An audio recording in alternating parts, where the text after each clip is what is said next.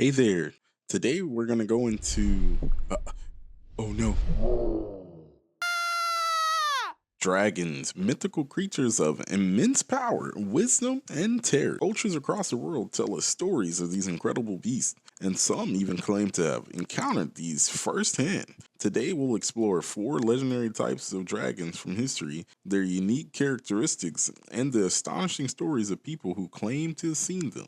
The Taniwa of New Zealand. Our first stop is in New Zealand, where the Maori people tell of the Taniwa, a guardian dragon that resides in the rivers, caves, and the sea. Unlike many dragons, the Taniwa is deeply tied to the Maori people's spirituality. It's believed to be a protector of certain tribes, but can become vengeful if its home is disturbed. One notable story dates back to the 1870s, when European settlers began constructing a bridge over the Waikato River. Maori elders warned the settlers that the river was home to the Taniwa and that disturbing its habitat would bring disaster. Initially, the warnings were ignored, but workers soon began reporting eerie sounds at night, low growls that seemed to come from the water. Then, without explanation, equipment disappeared and parts of the bridge collapsed. The settlers eventually completed the bridge, but the Maoris insisted that the Taniwa remains there, guarding its sacred river.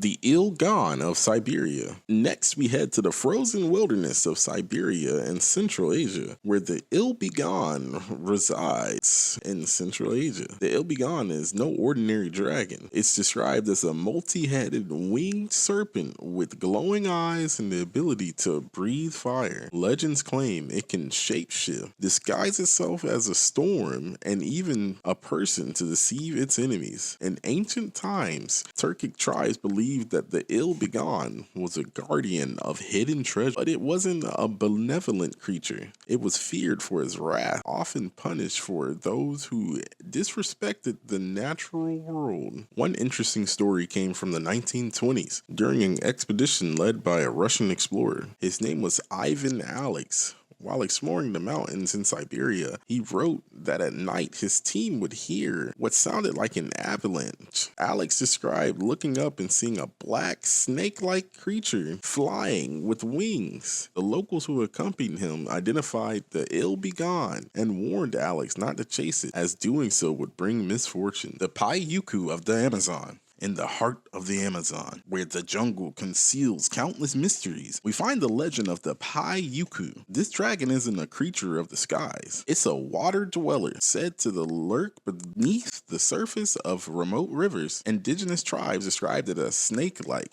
but enormous, with scales that shimmer in the light and eyes that glow in the dark.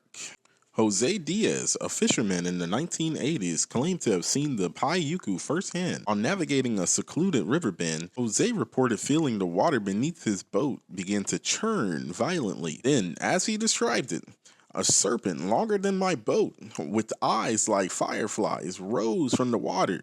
He was thrown into the river, but managed to swim to the shore. Later, Jose found claw-like marks on the muddy riverbank. Some dismissed the Paiuku as exaggerated tales of the anaconda or the large reptiles, but local tribes warn against disrespecting the waterways. The Paiuku represents the spirit of the river, both a guardian and a judge. The Gobo of Central Africa. Our journey begins in Central Africa, where the Gobo roams, or so legend says. In the Fang language, Gobo translates to the fierce one, and the creature is often described as a hybrid of a dragon and a rhinoceros. Unlike the European dragon you may know, the Gobo has no wings, but it's said to have an impenetrable hide, massive horns, and the strength to topple an entire tree. These creatures is more than a legend. It's part of the oral history of the Fang people. Believe the Gobo is a guardian of sacred lands. Many elders describe the Gobo as a force of nature, attacking those who trespass without hesitation. One of the most famous accounts comes from the 1930s. A French missionary named Marcel Pitrot documented his journey in the forests of Gabon, where he heard chilling stories from the local Fang people. One elder recounted an encounter near a sacred lake, a place where humans are forbidden to go. He claimed to have seen the Gobo emerge from the water, its horns gleaming under the sun. According to the story, the creature roared so loudly it shook the ground. Pitrot even recorded evidence of what the locals called gobo as activities,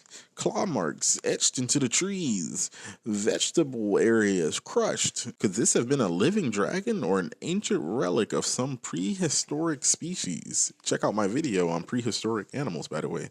To this day, explorers have yet to discover the story, leaving the legend open for interpretation. Dragons may live in myth and legends, but stories of first-hand accounts remind us how deeply they're rooted in our collective imagination. From Africa's Gobo to New Zealand's Taniwa, these tales challenge us to explore the boundaries between myth and reality. What do you think? These creatures still exist in hidden corners of the world? Whether you believe in dragons or see them as metaphors for the forces of nature, their legends challenge us to keep an open mind about what might still be out there. Thanks for joining me on this journey. If you enjoyed exploring these incredible tales, don't forget to like, comment, and subscribe.